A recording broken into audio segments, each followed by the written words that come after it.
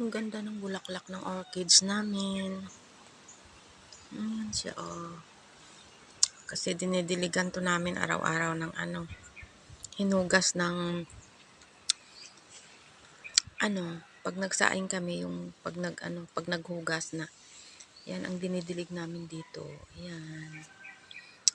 Ganda. Hindi pa sila masyado madaming bulaklak. Ayan pa lang.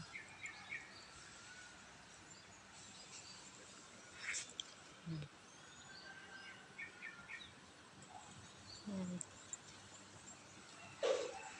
Rose.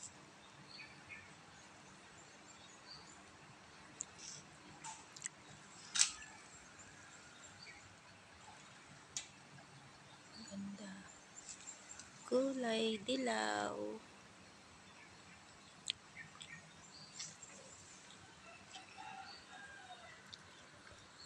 Ayan, violet at saka dilaw.